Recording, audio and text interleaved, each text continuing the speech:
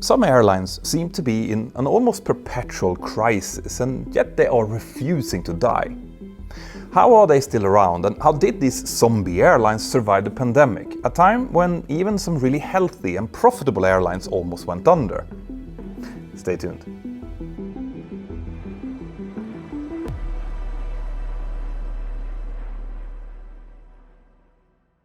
Commercial aviation is a very cyclic industry. There are times when demand for travel is booming, before a slump in the economy almost brings everything to a halt, and then everything tends to pick back up again. In fact, commercial aviation sometimes acts a bit like a canary in the coal mine for the whole of the business world. You see, a lot of airline revenue depends on holiday and leisure travel, and obviously when there is a general financial slump, cutting down on travel is one of the first things that people do, which means that the airlines are among the first to suffer from a downturn. Businesses also cut down on non-essential travel when hard times hit, but the point is that all of this doesn't seem to be happening consistently across all airlines. Instead, some airlines seem to always follow a different pattern.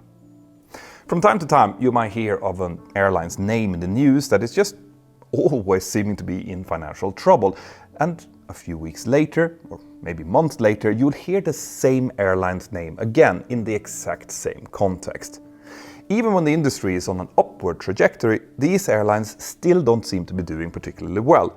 So no matter what happens, these companies seem to almost sleepwalk through a kind of parallel universe.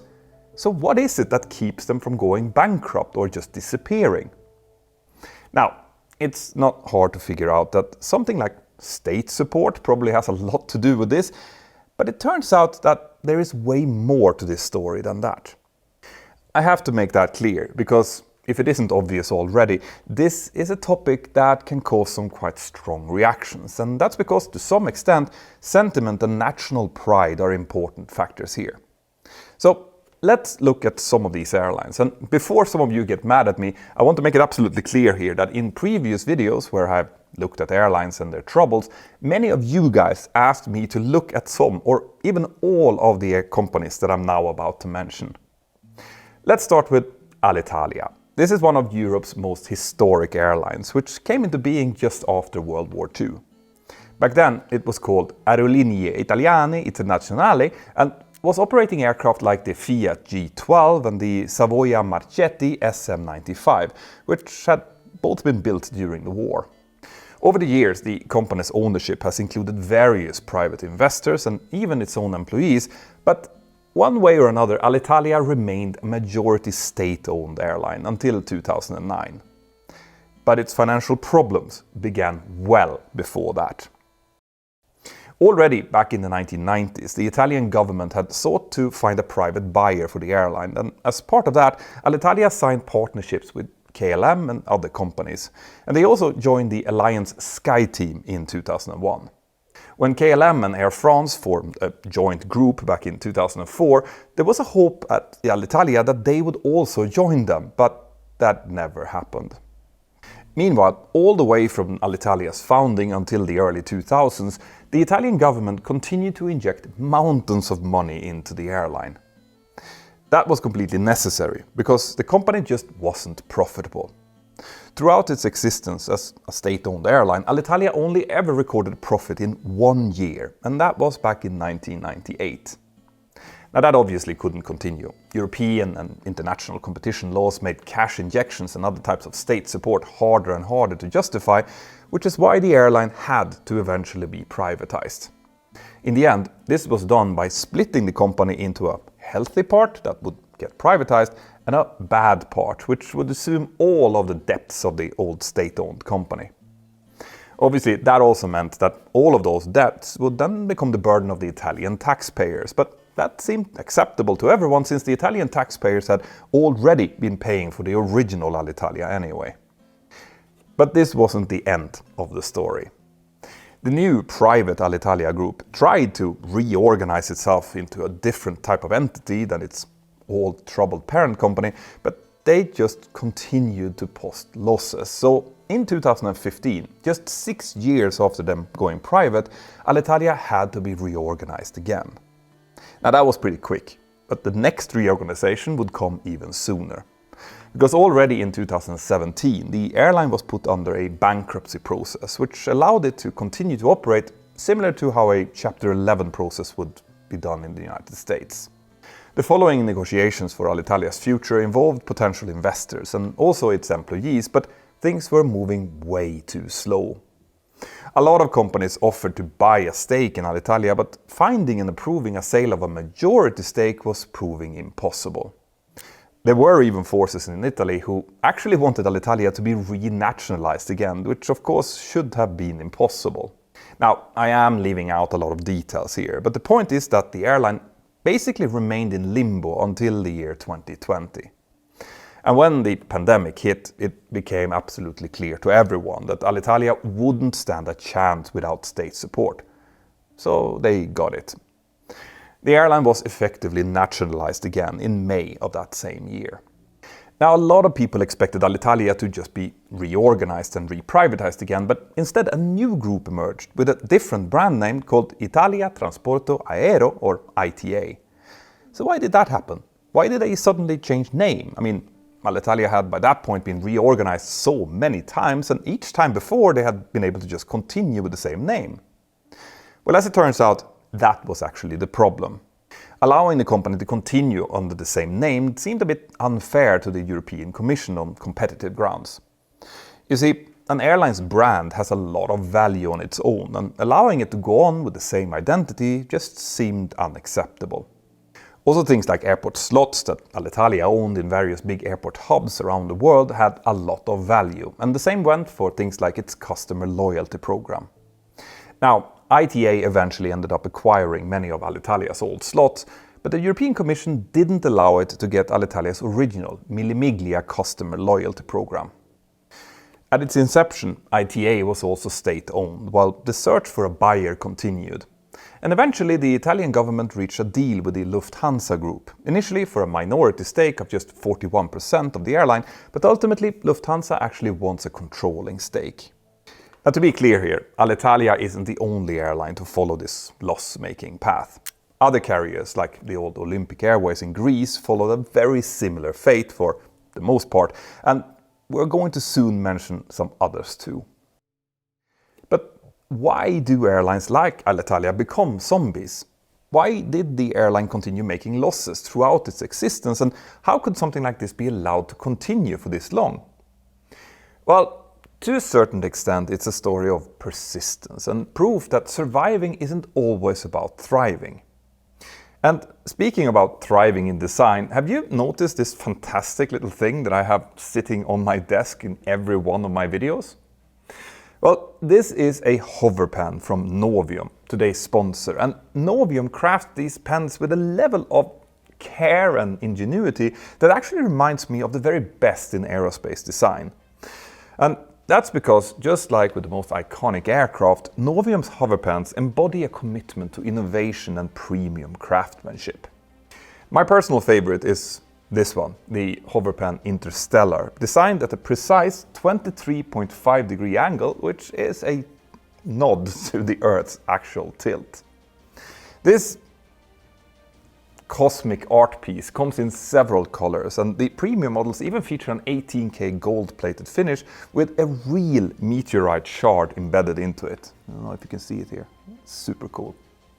Anyway, Time magazine actually recognized the hover pen Interstellar as one of the best inventions of 2022, and I think it's quite easy to see why. With Black Friday coming up, Novium are now offering their biggest deal of the year. 20% off all hover pens and free shipping to most countries, if you use the link here below, of course, with the code MENTOR. All Novium's hover pens comes with this beautiful packaging, so if you want to give something truly timeless to that friend that already has everything, or indeed to yourself, it's ready to go. So check out the links here in the description below and use the code MENTOR to get 20% off for Black Friday and enjoy free shipping on orders to most countries. This is a limited time offer and Novium's best deal of the year, so don't miss out. Thank you, Novium. Now let's continue. So to understand how an airline can reach the position Alitalia found itself in before 2020, we need to talk a little bit about flag carriers and how their role have evolved over the years.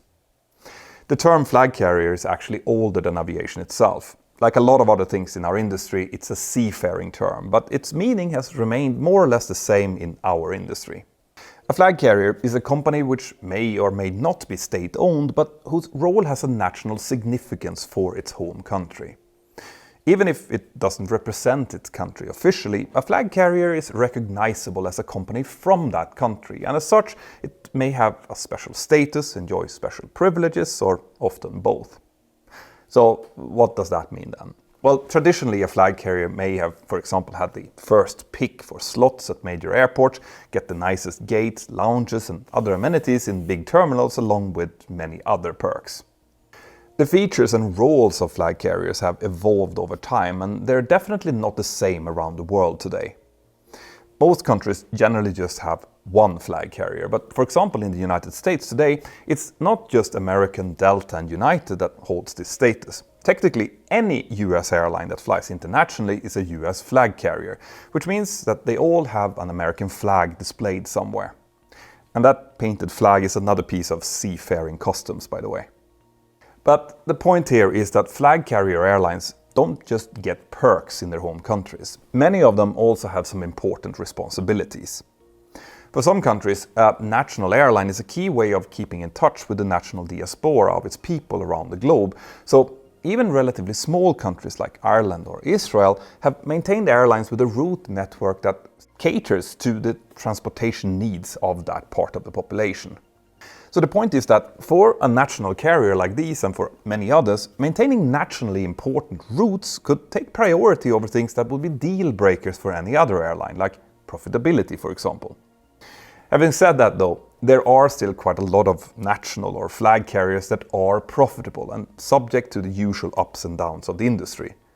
But for many years, especially back in the 1950s, 60s and through much of the 70s, these flag carriers didn't have to worry too much about being profitable. In a previous video, I looked at how nice air travel used to be in the good old days compared to what it's like today. A lot of people today see pictures of what look like roomy cabins, passengers using normal cutlery and eating from plates on tablecloths, and we rue the days when air travel was, well, civilized. But as I explained, that image is more than a little bit misleading. For one thing, the cabin of an old 707 is just as wide as that of a 737 today, and both jets have 3 seats on each side of the aisle in economy, although legroom, I guess, might be another story.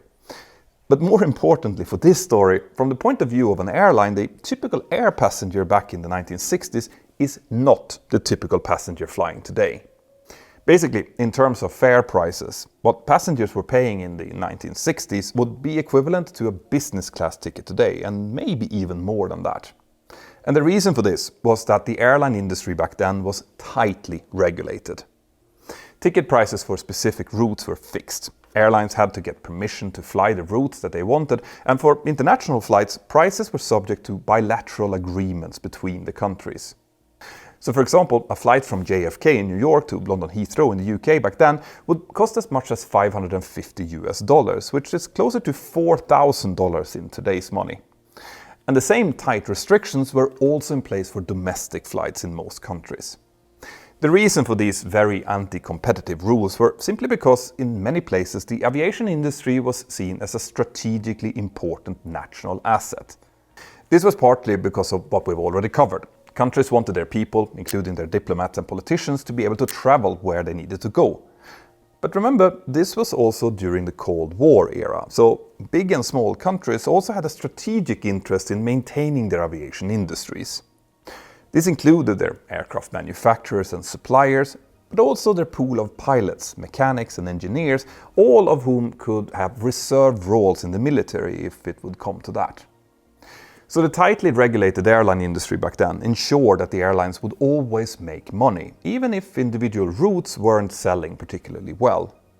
But even though that was the case, not all airlines managed to make money. Alitalia, for example, actually wasn't profitable even during that era. Now, it is a little bit difficult to have a full explanation for why that was going back that far, but it is fair to say that some countries also saw their airline industry as a way to create a few more well-paying jobs and project a picture of glamour around its image.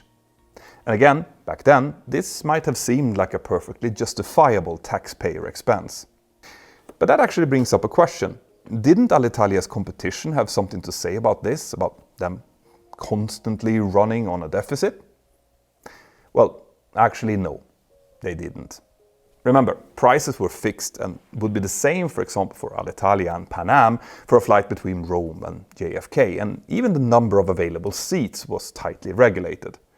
So someone like Pan Am wouldn't really have any reason to care at all if Alitalia kept operating at a loss or if they were profitable. Because either way, Pan Am themselves would have to offer the same service at the same price.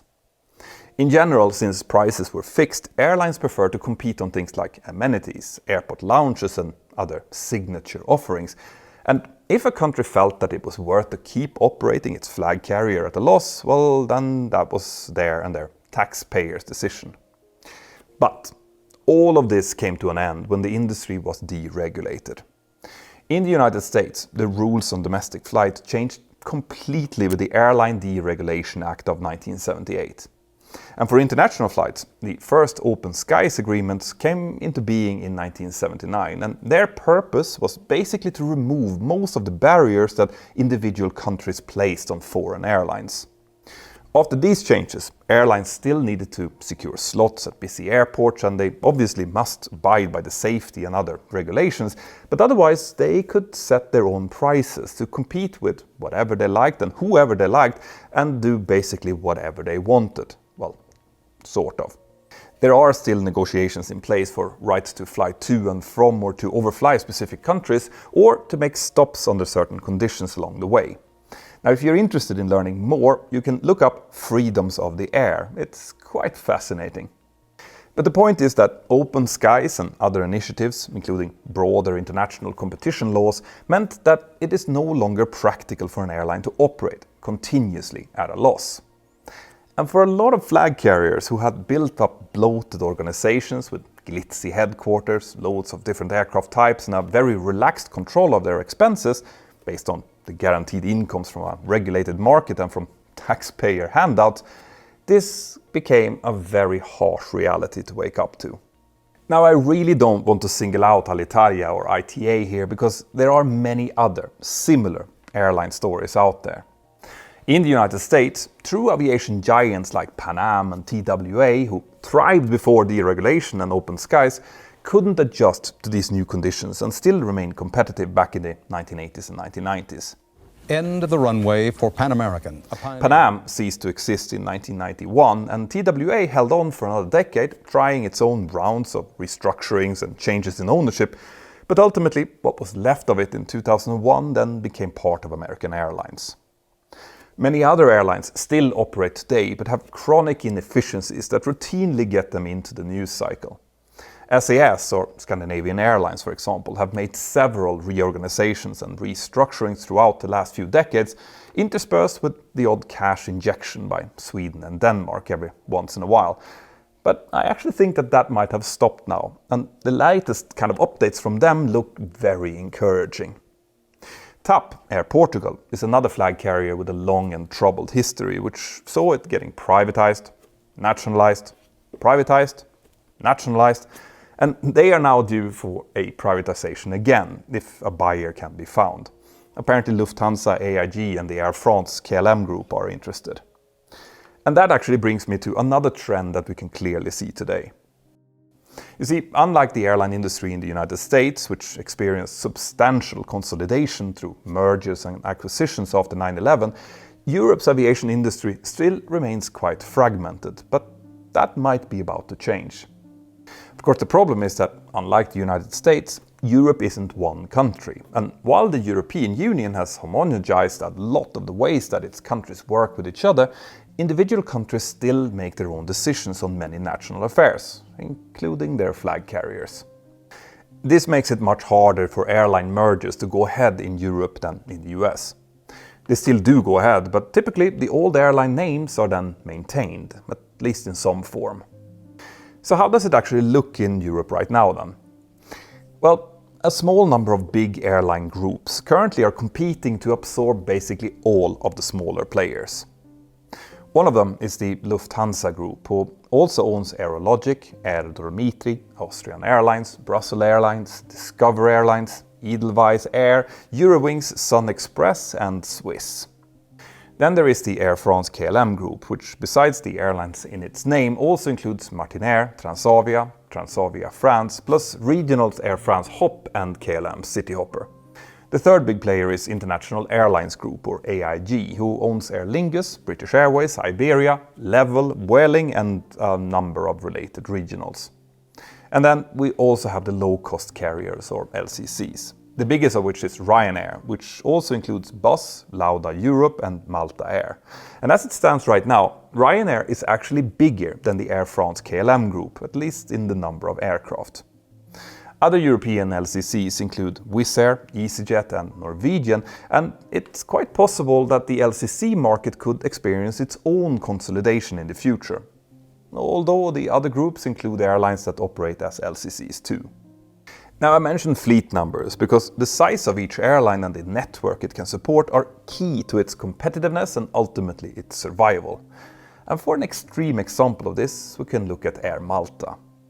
This company closed its doors early this year in 2024, although it was immediately then replaced by a new company called KM Malta. Before this, the airline had 1,400 people employed to operate just 9 aircraft. Now, that's a lot of people, and with a country of this size and a fleet that small, its operation would struggle to be efficient no matter what. But for reference, the new company will aim to do the same job with just 400 people. So different priorities and realities in staffing or in their fleet network will have a big role in whether old flag carriers will be able to be profitable in this new and modern world. Like I mentioned earlier, for many years there was a tendency among the old flag carriers to keep multiple different aircraft types in their fleets, and that obviously came with extreme costs in terms of maintenance, crew training and standardization.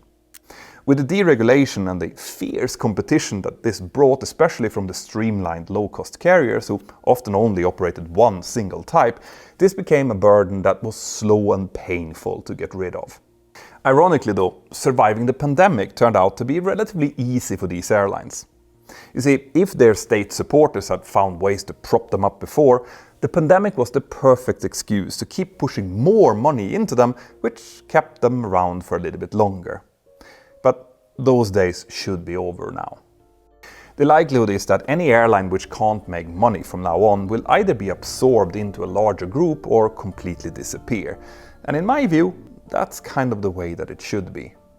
But what do you think? Are there any good reasons to keep zombie airlines operating, and can you think of examples of other airlines around the world that I haven't mentioned that should be in this group? Let me know in the comments below. Now, remember to also check out my sponsor using the link below for some awesome discounts, and just below that link you will also find a link to the virtual Boeing 737 course that my friend Ben and I have put together. It includes more than 10 hours of extremely detailed and easy to follow instruction, and we are really proud of it. Have an absolutely fantastic day wherever you are, and I'll see you next time. Bye bye.